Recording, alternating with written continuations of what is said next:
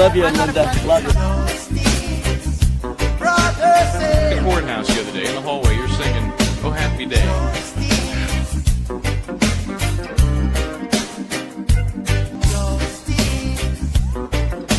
One word prayer. Justice, where are you?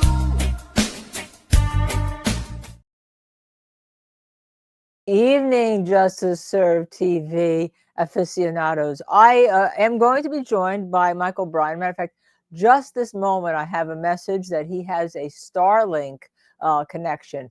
He was setting up, and there's an issue, so he's going to be joining us with his phone, but he needs a few. It just came in just this second. Okay, the Starlink connection somehow broke, and I don't know how that is. The sound waves. I'm going to have to complain to Elon Musk if that's the case. But he is up there in Dedham. He's still there. He hasn't left Dedham.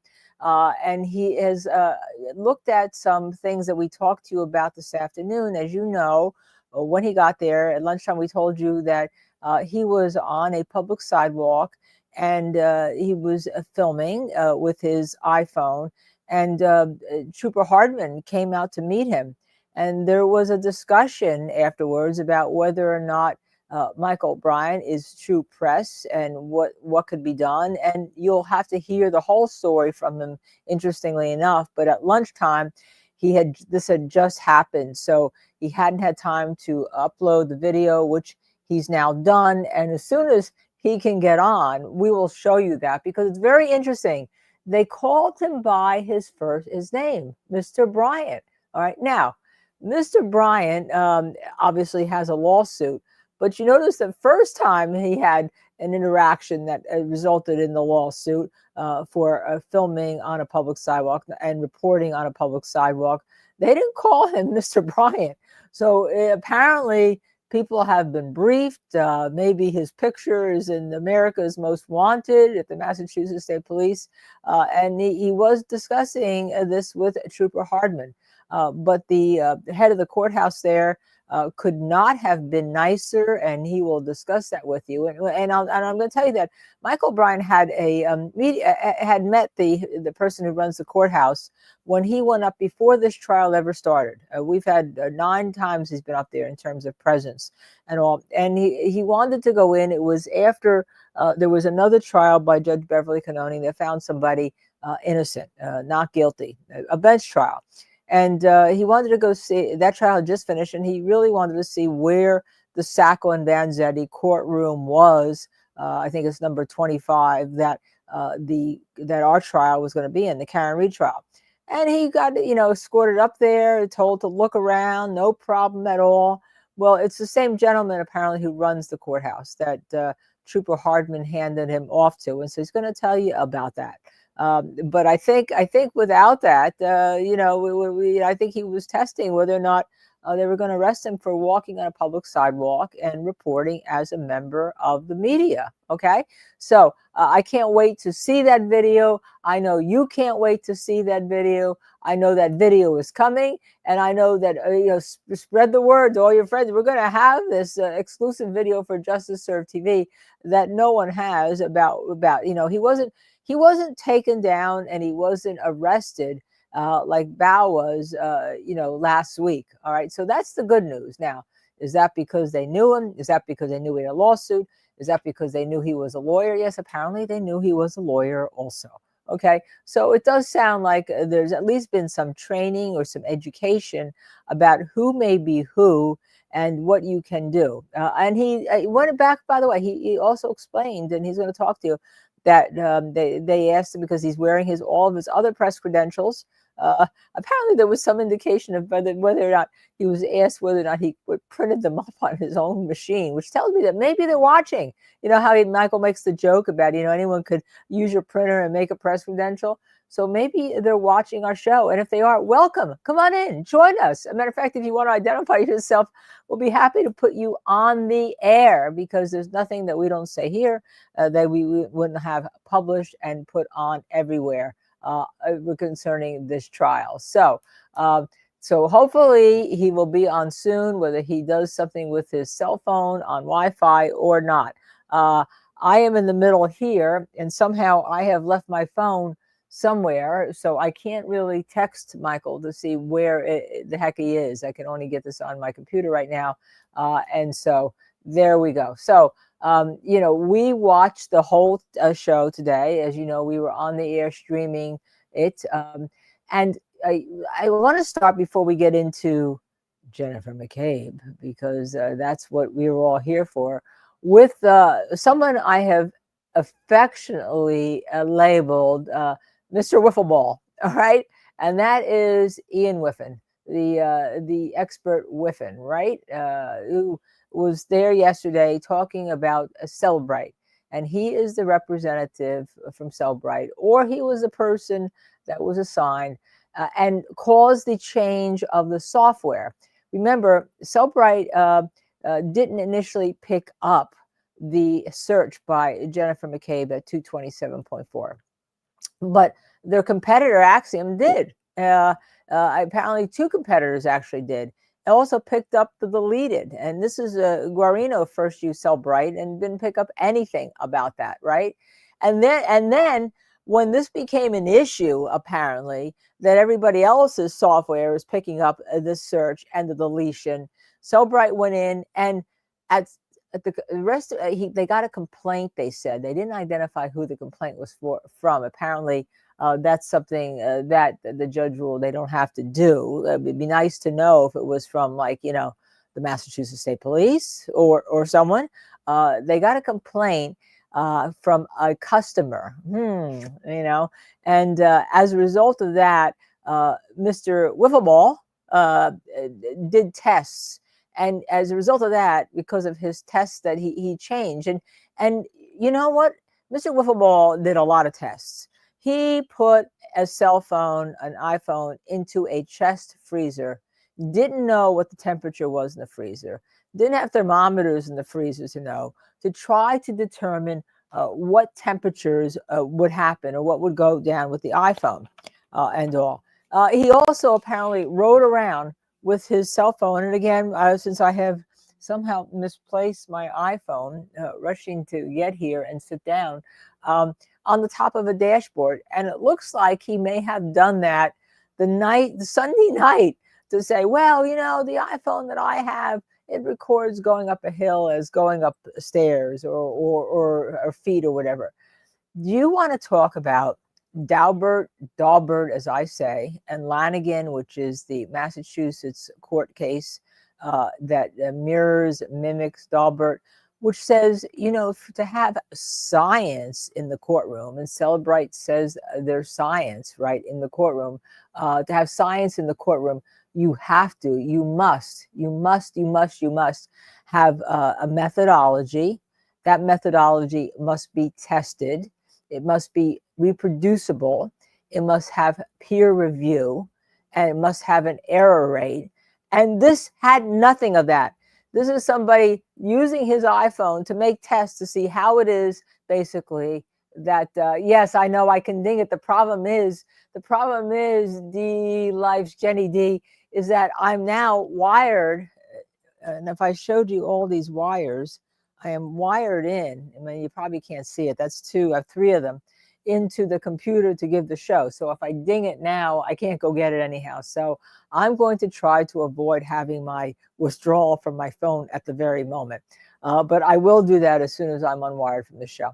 The problem is that, this is ridiculous. This is ridiculous. They did this, in my opinion, just to get rid of the fact that there was evidence that, number one, that showed that maybe Cellbrite isn't the gold standard, as they like to think themselves. Number two, they wanted to make law enforcement here happy. Massachusetts must be a big customer, although in another case, the Walsh case, who's accused of killing his wife, whose body has never been found, they are suggesting in court that Cellbrite is not reliable. Talk about talking out both sides of your mouth, right? And all. So, very, very interesting testimony. And I've called him Mr. Wiffleball because after Mr. Alessi got finished with him, I thought that, you could stick a skewer in him, use him as a wiffle ball, and just, send him off into wherever he is going. So let me answer some of your questions. Lupe Hinkle, a common pattern for listing data involves organizing items in a structured way, often using numbered or bulleted list tables or hierarchical structure. This helps users quickly scan and understand. And then Lupe goes on. For example, a numbered list like number 1 step, 2 step, 3 step is a simple way to present sequential data. And then finishes the question like a pattern of a how-to-do list. I hope this helps. That may be true, but here what they're having here is what they're saying now, and I hear a ding in my ear, so I think I'm being joined by Michael Bryant. Ding in my ear.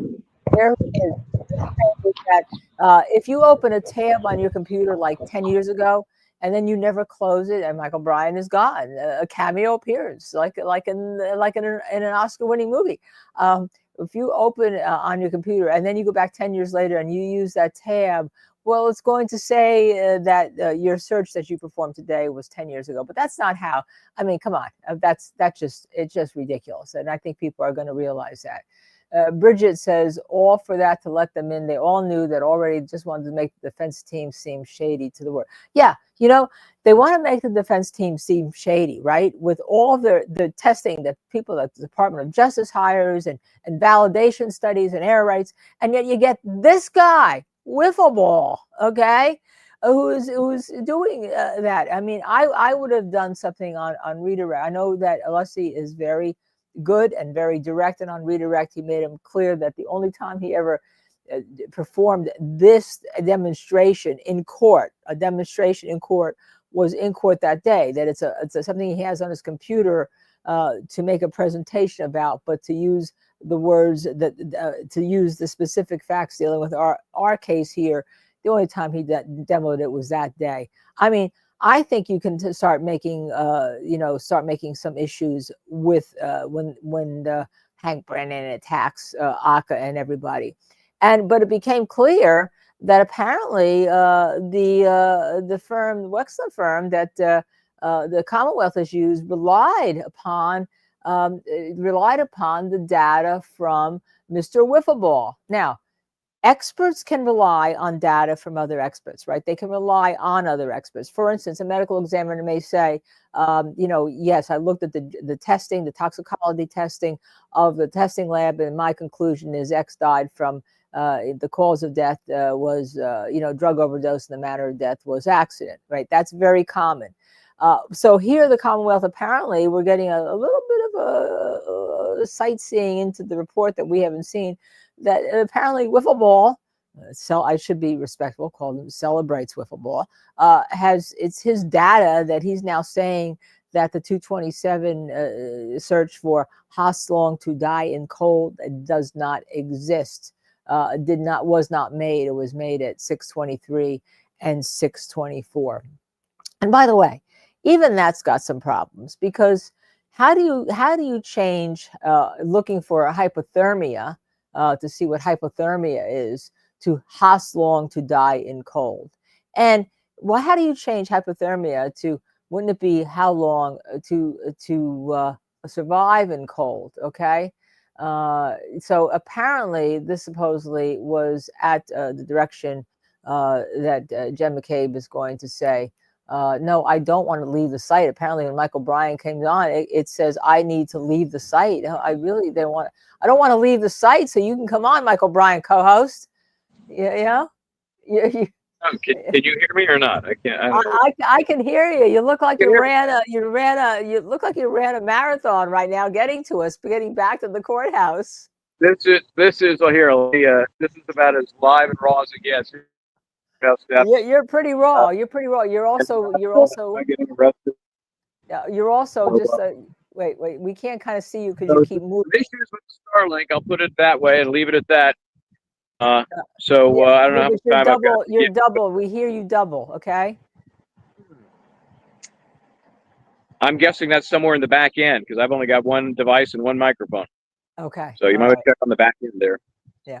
Now, I started telling your story about Trouper Hardman, but I can't tell it as good as you do, and I don't have the video that you have on your iPhone so that people can see it. So I'm going to leave this to you if you can do that. Is that possible or no? I wish I could. I can't do anything. I'm just on the phone. This is just my phone. So I can't run any videos or anything from here, but I will post it later. It's a whole, 28 seconds of riveting video, but it does show you kind of what the interaction was when across the street from here, Trouper Hardman said, "Hey, you can't stop here." And then I barely opened my mouth. He said, "I'm not going to have that argument." And he said, if those are press passes, you're wearing them around your neck, right? Referencing what was dangling around my neck, which is not dangling around my neck at the moment. If those are press passes, then I said, well, of course they're press passes. What do you think? I made them on my computer. And at the time we're walking across the street and he said, well, we're going to work on that. And then we kind of went dark because I went into the courthouse and that's when I, smartly cut off the feed.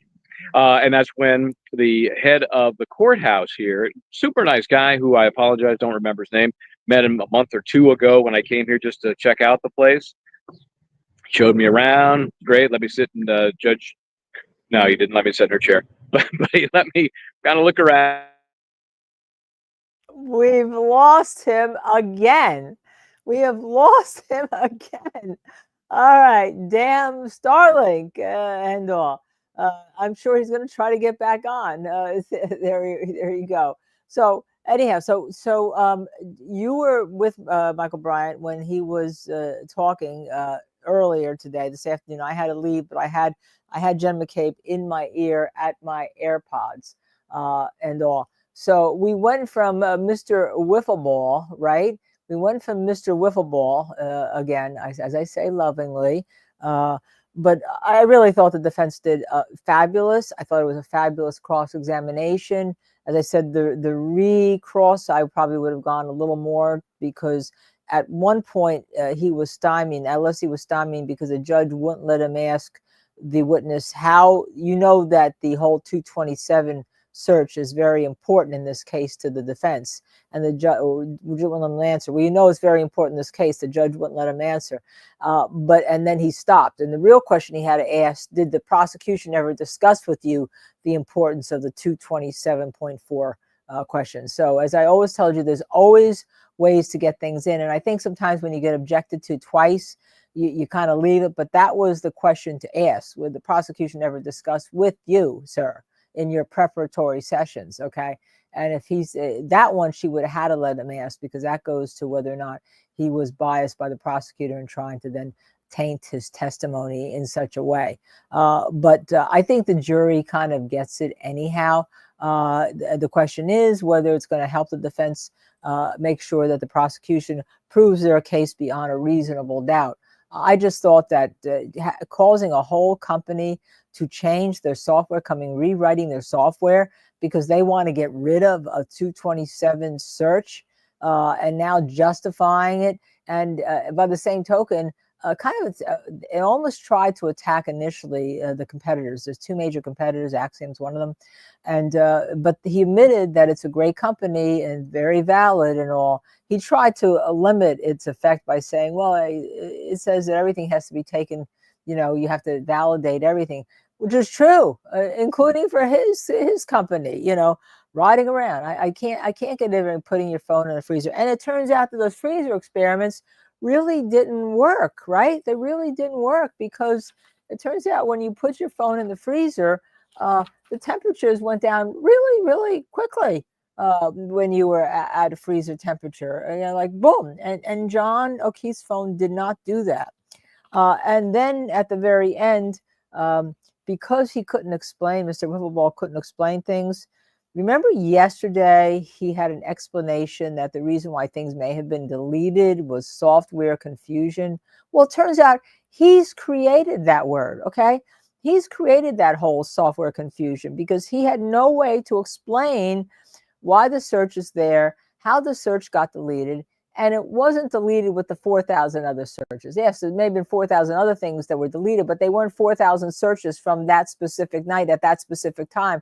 There was one thing. So he, Mr. Wiffleball, created software confusion. I think that he was trying to undo it, undo what had happened, and Cellbrite thinks that kind of makes their brand better.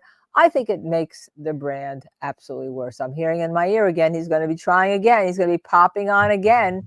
He's popping again. There he is. Oh, oh God, what a nightmare! Please just arrest me now. Okay, so Well, anyway, you may have better Wi-Fi in the jail cell. you're right. I think this is on the court Wi-Fi. That's all I've got. So I'm sure somebody's upstairs just watching down, clicking a switch. Watch this. Watch what happens. Anyway, so I'm not going to. You're going to post that video. I'm going to post that massive 28-second video. Tell us exactly what happened, because I try to explain it. Tell well, us exactly right across the street, this way behind me, and waiting really to see who was going to come out of the courtroom for the break. Right, just before lunch, so I was hanging out, and Trouper Hardman, and I didn't know. I couldn't pick him out of a lineup. Guy's in a blue suit. He can pick you out of a lineup. Yeah, I guess so. He said, "Mr. Bryant, you got to keep moving." I just told him, like, how do you know your name? He's my dad, Mr. Bryant. But anyway, yeah, I don't know how he knew my name, unless he's been reading some court documents. And so I said, "Well, what?" I just barely started talking. I don't want any argument, but those are real press credentials. And I said, "Well, then we're going to work this out. You need to talk to the chief, blah blah blah, of the courthouse." And I said, "Well, of course they're real. I didn't make them on my computer." So we're walking across. You know what, the street. Michael? That tells me he's been watching our show. They've been watching our show, because you always make a joke about it. If anyone can print these on your, on your computer. mean, I guess. I think they're on right now. They're here. They're here. It's possible. So we go up and into the courthouse, and of course I cut the recording at that point because I'm no longer in public property, and I don't want to get any sort of wiretap problems. I'll just have to go see the folks at the pizza joint, D&E Pizza, and see how they work around that rule. But anyway, so that was the end of that, and we met with the guy who was a nice guy, who showed me around the courthouse a couple of months ago when I was here. He's the head court official. And he said, well, I said, look, I got these credentials. Apparently I'm good anywhere in New York and LA, but not here. And they, well, have you applied? I said, applied twice, rejected once, and no answer the second time when I reapplied, saying, what's your problem? Basically, because under Rule 1:19, we clearly qualify. Are you kidding me? Have you seen some of the folks on the list? Give me a break. So anyway, he said, how long ago was that? I said, probably a month. And I'm thinking, maybe it was 3 weeks, but it was definitely before the trial began, trial number 2. And I said, there's nobody's name on anything. It's all anonymous. So I have no idea who is rejecting us. And he said, okay, well, let me, I'll check on it. I'll check on it. I said, great. I would love that. That'd be amazing. I said, I'm not even in the courthouse, not even trying to, because I don't have the credential yet. And so it was all very amicable, and nobody pulled any guns. And I got, out of the courthouse, and then here we are. So we're waiting. I mean, maybe they'll talk to whomever's in Boston that has this power to decide who is and who is not media. And I'm telling you, if we do get a credential, that'll change our coverage for sure, because if I ever get in through the randomizer, then, I'll be in the courtroom and we'll be able to have a little more solid presence here. But until then, here I am on my phone, courthouse steps. I'm blaming Starlink. I got to get a hold of Elon as soon as we're done talking. Yeah, what happened to our Starlink? It was actually so simple. It's the plug for the 12 volt into the car. The cord just pulled right out of the plug. I think I bought that separately. The plug Probably right into the car. Some sort of knockoff. So yeah, I don't know. Yeah. I bought that separately. Scramble. Right. I'm gonna have to scramble tonight to see if I can come up with some sort of rig. Otherwise, we won't have Starlink while I'm here this visit. I don't like that. So yeah, no, I think that was a separate buy, because I don't think that's sold with the Starlink. The plug is sold that you can plug it in, but all these additions are all made by other people. It's surprising to me that they don't sell all these accoutrements. That go with it. That they're all. So I think back in the day, I go to Radio Shack. Anybody know what Radio Shack is? For that? But so I'm going to look around. Maybe an Apple store. Maybe an Apple store will have a fix that I could use. Or Walmart. There has to be a Walmart around. Walmart. I don't know about that, because it's a very specific plug into the satellite dish, I'll call it, and then it's just a USB-C into the power. But you can't get it into the Starlink satellite, which is a very special plug. Then you got nothing. So that'll be my homework for tonight. I'll be working on that. That's what we're working on. Lindsay Gold says, I just met Ian Whiffin. He's at my hotel. Come on, got to spill the tea, Lindsay. What else? What, did you ask him any questions? Did he give you any answers? Did you tell him we called him Mr. Wiffleball? My guess is if he's at the hotel, he's drinking heavily. That'd be my guess. I know I would be after that testimony. Yeah. And then we have one more question, Michael. Donnie, not Osmond, who's always very supportive of us. Judge Canoni said that she found violations. What does that mean for Mr. Jackson? Does she file some kind of complaint? We don't know yet. No, I think she's just blustering. You know, she's such a show pony. I just don't understand why she's making such a big deal. You know, like she's making a statement. She's making some sort of pronouncement that they've done these things wrong. Well, if you're not going to do anything about it, then shut up. You know, it doesn't mean anything. Right. And she hasn't ruled on the ACA, right? And we haven't seen an order on that. She has. Now she's ruled on them, and they're coming in. Oh, she did rule on them? I missed that. Yeah, that might have been as you were en route. But yeah, what she said was, as she began to, she lets Brennan just go on and on with his indignation, and I just can't believe what they've done to the Rule 14 discovery violations. It is outrageous. And I'm changing my mind. I'm asking for the first time that they be excluded entirely. So he had two prongs of his request. Anything that happened since trial one out at the very least, and more importantly, I want him out entirely because of these violations. And so she lets him finish, lets Alessi get up there and begin, and she's asking him, how do I reconcile? Are you kidding me? How do I reconcile the Massachusetts Rules of Professional Conduct, the MRPC, with the whole 1 year you must maintain these texts? And they clearly violated that by getting rid of these 100 texts. Well, first of all, it wasn't the defense that got rid of them. It was the third party unofficial expert. After the first trial was over. So, and he clearly said, look, Your Honor, first of all, it doesn't apply because that has to do with client communications between a client and an attorney, not an expert. And then she said, you're right. You're right. I agree with that. Well, what the hell are you bringing it up for if you agree with that? If you agree with that, right. She basically tells him, be quiet, sit down. You're going to win this one. She says that? I missed that. You're going to win this one.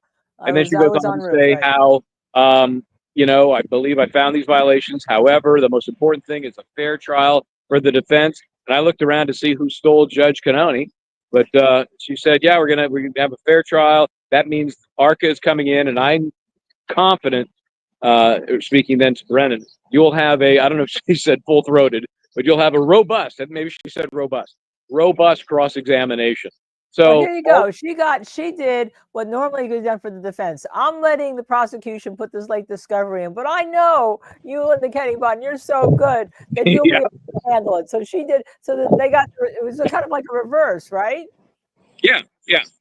So in the end, she did the right thing. I'm so annoyed at the whole show, about the disgust and letting each of the attorneys twist in the wind while she's deciding, who to anoint as the proper argument side. Is it defense? Is it, when all along, it seems to me, she knew exactly what she was going to do. She didn't learn anything new yesterday. In fact, I think if she learned anything new yesterday, it was negative for the defense. It just, gave me a couple of concerns. Hey, how you doing? Gave me a couple of concerns that, may have allowed her to tweak or limit their testimony to what was done in the first trial. But no, she got past that. And so here we are. ARC is coming in full-throated. I was trying to get Tubi over. Tubi decided to visit, but he's I'm going to cross the street now because, so Michael, of course, on this particular day, even my phone is running out of juice. Yeah, listen, Michael has try Staples. She says try Staples. Try Staples, really? Okay, I will. That's a good idea. There's a Staples very near here, by the way. Yeah. And Ruby C wants to know: are you going to Aiden's hearing tomorrow? What's he got tomorrow? Aiden has a hearing tomorrow. I thought it was. What does he have? Was it moved to tomorrow? And also, I thought it was. Hold on. Initially, but yeah. By the way, you have. You're frozen. Here's our producer. This is. You got me. You still got me. We still have you, but you're frozen. Oh, there you go. You're unfrozen now. This is loaded a clip that you made in front of the courthouse this morning. Yeah. Our viewers haven't seen that. Hi there.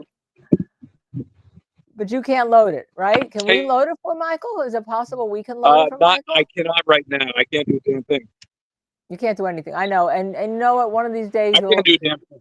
you'll teach me to do that. But I don't know if we can load it.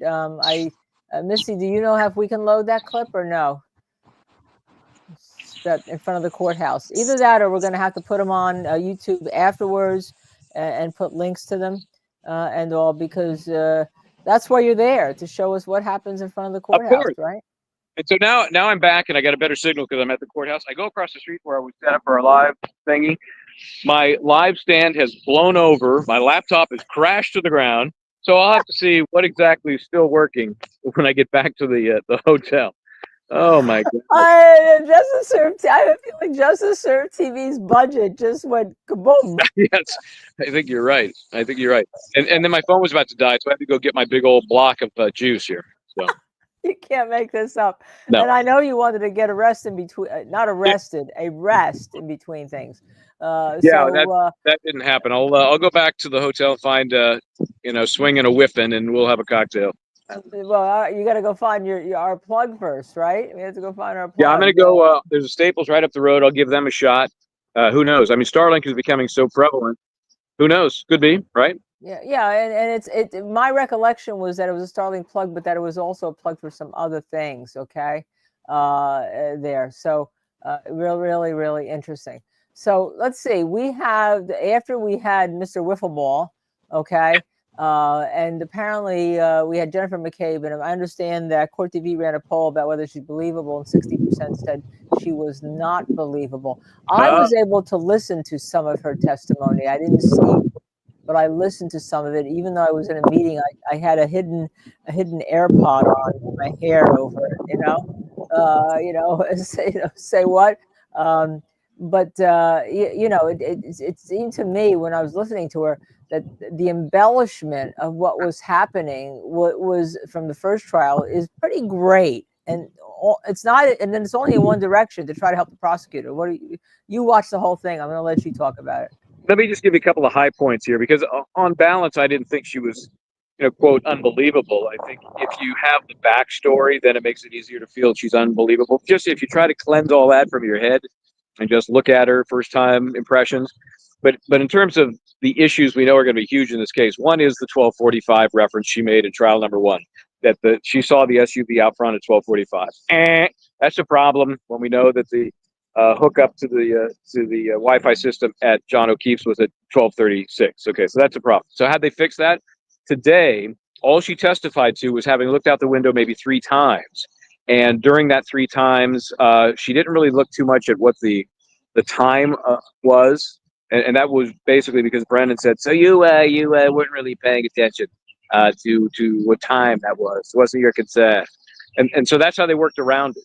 Because that's going to come up on cross. Didn't you say in trial number 1 it was 1245? Well, I remember now. It wasn't. It was all kind of hectic. I don't remember for sure. So once again, the Dedham, Canton, Stoughton improvement on memory after time passage is going to come up. That's going to happen.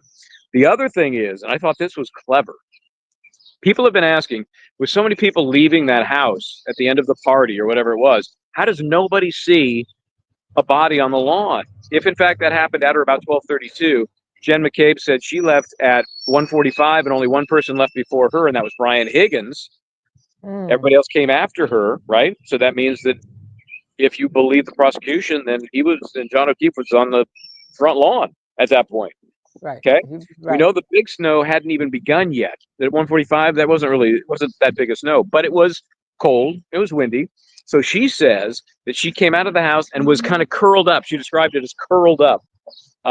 And so she was, shielding her face, and that kept her from seeing anything. And she gets into the front seat of the car. As she's leaving, Brendan says, did you see the flagpole? Well, yeah, I saw the flagpole. Well, you see the flagpole, unless you're just looking up, there's a flagpole. You're going to look at the ground around it. And she said, no, she saw nothing. She saw only the flagpole. Her attention was to the girls in the back seat that were also leaving with them. They were having a conversation, having a good old time, laughing, joking. So they very cleverly have explained why she would not have seen a body on the lawn.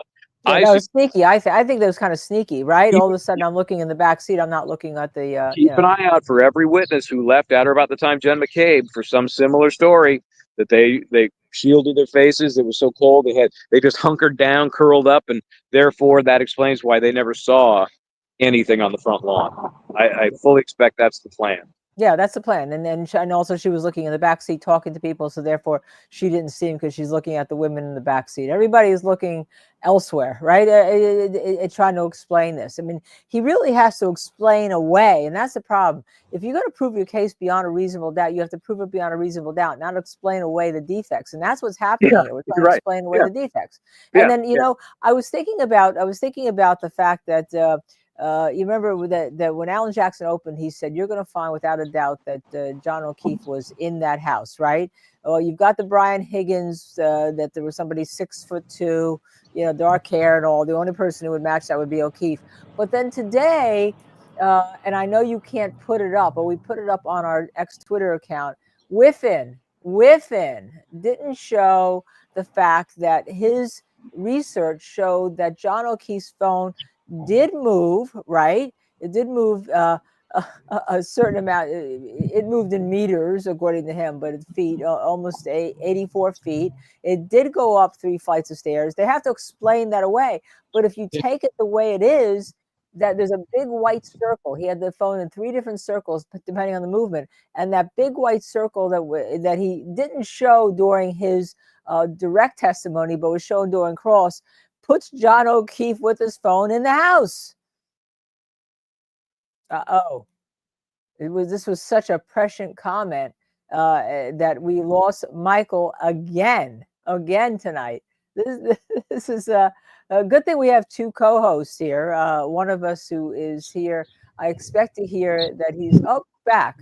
All right. So anyhow, he didn't say, you know, Alan Jackson will say that you're going to find that John O'Keefe was in that house. He didn't say how you're going to find it, but the Ian Whiffin or Wiffleball, Mr. Wiffleball, testimony with his circle, that circle puts him in the house undeniably. All right. And that 5-hour gap could be explained because he's in the house of transmission. And especially he said that in the basements are particularly hard to get transmission. So I think it's not just the testimony of Brian Higgins. It's going to be the testimony of the circle, right? That's going to put him in the house. I mean, he admitted twice, very clearly, very, very succinctly, yes, he could have been in the house. You know, when talking about the variations of that location circle, yes, he could have been in the house. 2 times he said that. 2 times he said it, and then the other thing he also said was that the Google searches created reasonable doubt on cross-examination. All right, I thought that was kind of brilliant because he you know, he didn't know what to say at the point of Alessi, because Alessi, he knew that Alessi was so great because Alessi didn't talk about extractions and all that. Alessi talked about, let's talk about your differences of your report, your testimony. He did what you're supposed to do with an expert, which is cross-examine on your level, not on the level of the expert. It got him all wrapped around. But Paula B wants to know, Michael, my question would be if she was so Jennifer McCabe, I assume, was so concerned about John coming into the house and never did, why didn't she call him after the car drove away? Wouldn't she be curious? Yep. You know, other thing that was weird was she kept talking about how Karen Reed was saying, did I hit him? Could I have hit him? Never once did she ask like a follow-up question. If somebody says to me, could I have hit him? I'm thinking, well, why? What happened? What makes you think that's a possibility? Why would you even think that? She didn't ask once. Right. But all she did say was that, and this is the first thing that comes to my mind. Well, I thought maybe they got into a fight and she dropped him off someplace else, and he went with somebody else, or he left with somebody else. Yeah, that's the first thing that I would think if somebody's missing. They got into a fight, and then he went with somebody else. And then she tried to, you know, the digs I didn't like. She tried to say, well, is he spending the night with such and such, or did he spend the night with another girlfriend? You know, the amount of hatred and digs. To me, I just want to hear what she saw. I don't want to hear these digs, right? Yeah, and you know, Judge C never has a problem with that. She's fine with that. And I was talking earlier with the folks about how, and this is a perfectly fine attorney technique where on direct and you're not supposed to lead, you do lead. And then you get objected to, and then it gets sustained. But what you've done is told your witness what they need to say. Right. And that was done over and over again with Brennan and both McCabe and with the Wiffleball. You know, he knows he's going to get objected to. He knows it's going to be sustained. But you've just said to the witness, say this. Right. Right. Exactly right. What happened. That's exactly what he did a number of times. And even the point where he says, and when you drove up to the, you see at the flagpole or something, when you drove your car to the flagpole, when she pulled up to the flagpole, before anything was mentioned, so he puts it in his question. To me, that was sleazy. Now it's also very, he's a seasoned lawyer. He knows how to do these things, right? He's an absolutely Yeah, seasoned lawyer. you're right. And the judge is the one who has to stop it, and she's not stop. If the defense goes 1 millimeter off, now it's very interesting. She let Elizabeth Little get away with things. Are you okay? Or are you having a? We can't see it. All we see is your shoulder. There you go. Yeah, there's so much noise on this. There's so much noise on this freaking street. Some guy goes by in a 3-wheel, has his music cranking. He's got neon lights on his vehicle. It's crazy. And so I can't hear a damn thing when that happens. So I put the phone into my ear. Yeah. So anyway, but she couldn't keep Alessi. She tried a couple of times, but Alessi was so tight and so good, and had everything prepared and had copies of everything. When he first came in, I was worried about his jury appeal. To me, he was fabulous with his jury appeal today. I think that jury, I don't know what people in the courtroom were reporting, but I think they must have been reporting that they were riveted by him. Yeah, I mean, his style is it's very catchy. He leaves you dangling, and then he responds, and then I mean, he still comes off as a bit of a weird duck. I'll give you that, but I think it's very effective, and I think because he is so different, it's kind of interesting to watch him work, and it's hard not to listen to what he has to say. Okay, Missy has the Wiffleball circle folder. Let's show it. Let's show the circle folder, Wiffleball circle folder. Kind of interesting that Wiffleballs have those holes in them that are circles. We're going to show it right. We're going to bring it in. Okay, and here it comes. I don't know if we can enlarge a little bit. There we go. It looks like a painting. Yeah, but look at the big, see around here, this, I don't know if you can see this, the big large, and it's almost translucent, which is another thing that's kind of interesting. That has, when you take what he really found, that has John O'Keefe in the house, and I think that's what Alan Jackson is going to use. He's going to use Brian Higgins' testimony. He's going to say, and I'm going to give you the science. We don't need to rely on those witnesses who have engaged in a cover-up. We're going to rely on this. They try to hide this from you. They try to denigrate this. They try to diminish this, but they can't, because it showed that John O'Keefe entered the house because his phone entered the house. Yeah, no, there's no doubt about it. That when you get the prosecution expert to acknowledge that the man who never went in the house could have in fact been in the house, that's tough. That's very tough. Yeah. That is, it absolutely puts him in the house. Joey Kane said, Joni Mitchell, the circle game. Well, it's very, very tough. I think that Hank is going to have a real problem with ACA, by the way. Again, I was coming back, so I missed, I had to replay some of Jennifer Case, so I missed the ACA ruling, and I missed her with the ACA ruling, but I think that look, the Department of Justice ain't going to take kindly to how Hank Brennan, who represented Whitey Bulger, has attacked their experts. Right? They ain't going to take. I don't care. I don't know what's going to be done, but they ain't taking kindly to it. And they're going to. These guys are seasoned, and I can't wait to hear Dr. Wessler, the rebuttal expert, who relied on Mr. Wiffleball's testimony. So tell me, Mr. Welcher, how does the phone in the fridge work into your analysis exactly? I can't. So yeah, I mean, I would be cross-examining you, relying on him. Did you know that he put a phone in a freezer chest? Well, let's see. Did you know he didn't know the temperature? How many times did he do that? By the way, how many times in your experimentation would you have to do this to make this validated for peer review and for error rates? And by the way, wouldn't you have to put like 3 thermometers or 4 thermometers or 5 thermometers in to know if the temperature was even all the way through? I mean, have you ever heard of that? Is that something that is presented? I mean, I'm salivating because I want to do the cross-examination. Yeah, it would definitely be great fun. So, and then just little things that make him sound like an expert of nothing. 33.8 degrees Fahrenheit. That's below freezing. Did you know that? That's something you did, because that's what he testified to.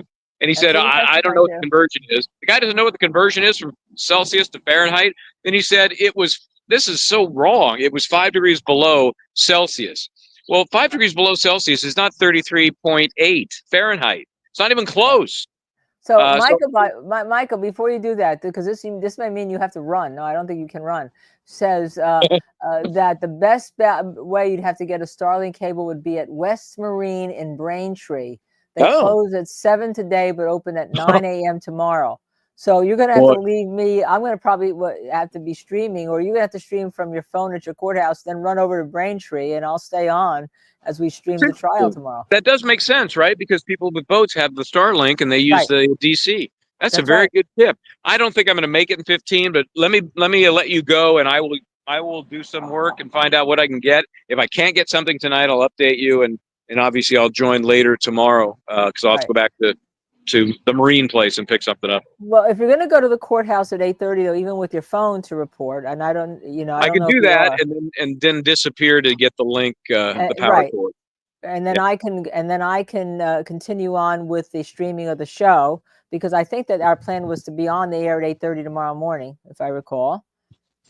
Okay. See? Okay, I don't know what we set it up for, but so that you could have the local color. This will be another test, because at 8 o'clock, because Tom, CPU Tom and Scott, who came by, Scott McGinnis and chatted, and Dina, at 8 o'clock, they clear out from where I am now, because that's when the official buffer zone kicks in. So that's when only the media is right here. So I will be here. We'll see what happens. We'll see if Hardman has given the word to everybody to leave me alone until it's resolved or what.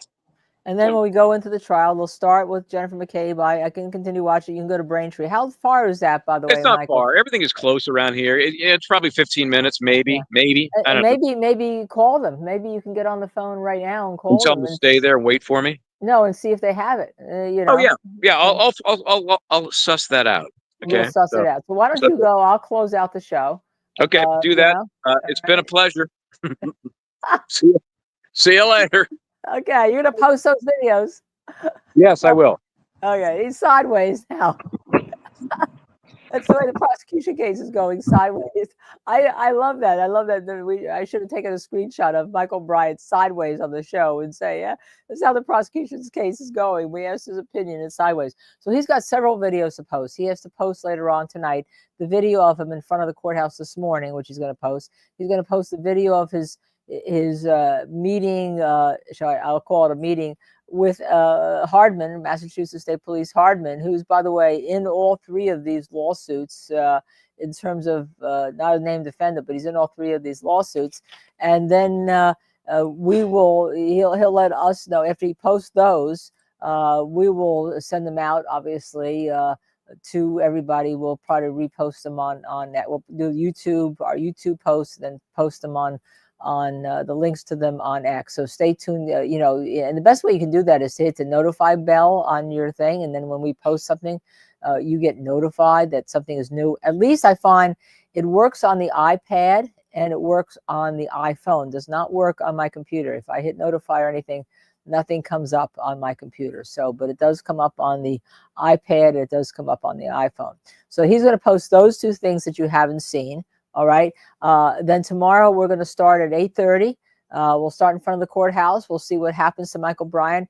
Does he get arrested in the Hooskow? I mean, are they going to let him be there in the public sidewalk, even though the buffer zone has started?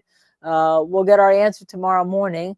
And thank you, Micah. He'll go over to West Marine. I think you're absolutely right. That's the best place to get that hook in. Unless there's an Amazon. Sometimes Amazon has stores, but I don't think they have the stores that will have this, because that's where I bought that. Madeira Beach Caregiver, thank you, gifting 5 Justice Serve TV memberships. Yes, we need to have memberships. Let me tell you, we want to do more emojis. I want to do a freezer emoji, and I want to do a boom emoji for when somebody makes a point on cross-examination. But we can't do more emojis until we get, I think it's about 22 more members. So 5 memberships is helpful to us getting there. We need another 20 added on to that, or I guess 17. I'm taking my math from Wiffleball. Emojis. Is that, by the way, is that in Fahrenheit, or is that in meters, or is that in feet, or whatever? I mean, he's testified in the United States. And usually experts are able to convert. As you know, doctors, when they come in and they're talking about drugs being given in milliliters and whatever like that, they convert it to you. They tell it, and then they say that equals like 1 cup or a quarter cup or, 1 ounce or whatever. So that's that. Oh, by Sandy, thank you, Sandy B. How did John spin around and land 30 feet away? He just did like Wiffleball and said the Google search deleted. It just did. Yeah, that's what the prosecution said also the first time, right? That she hit him with the car. She banged into him going 24 miles an hour. He went in the air. He did a pirouette and he landed 30 feet away and hit his head. And that was their theory in the first case. Okay. It's impossible. But I think Hank Brennan's not really going there this time. I think he's going with the she was drunk. She didn't even know she didn't even know she had been to the house. So how could she know she accidentally maybe sideswiped him?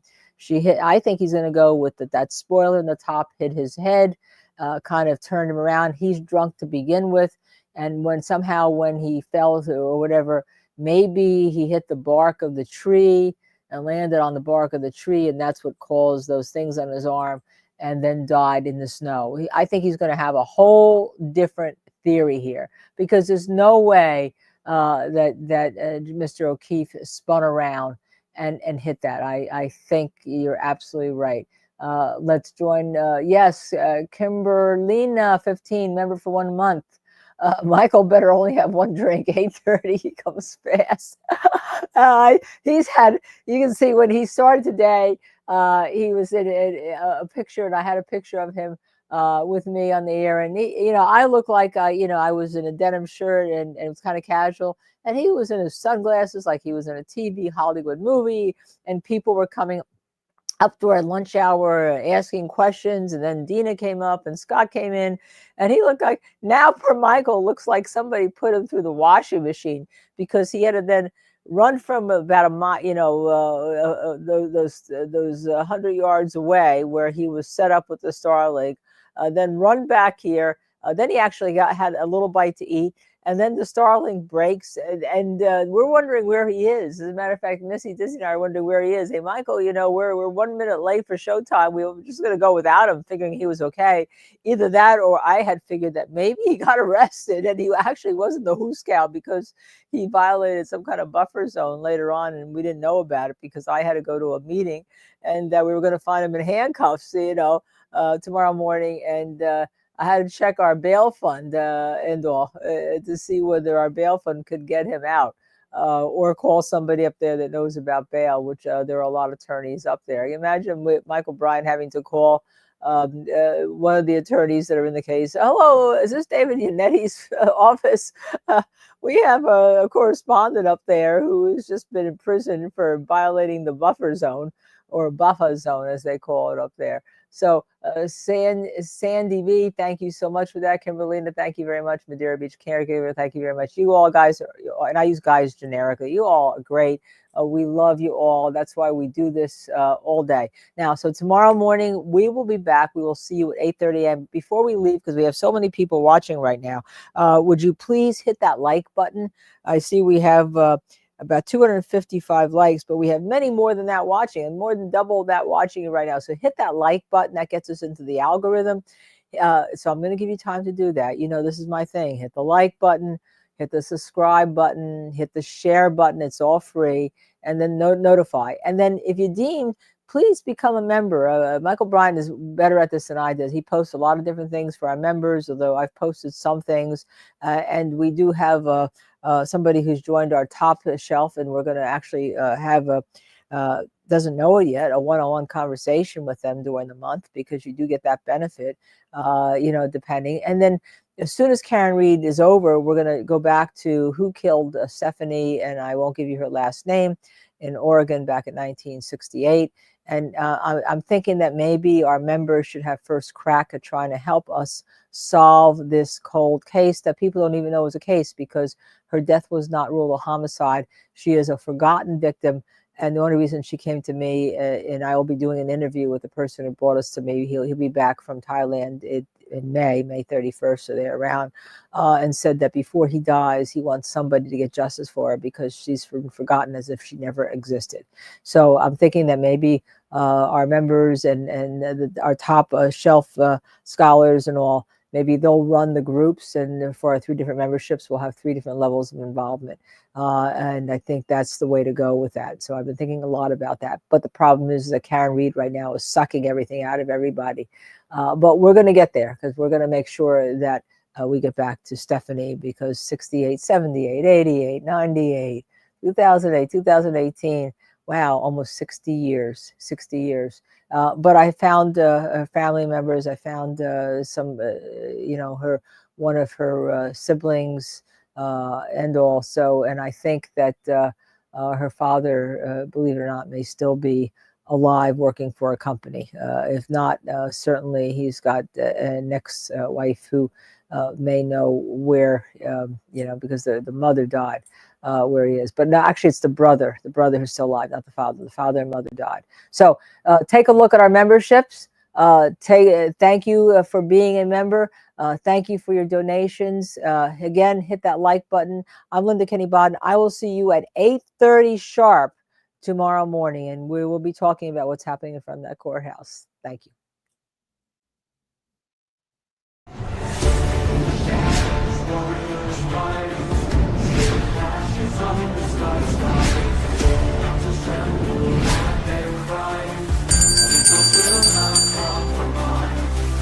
Riding flames, they charge with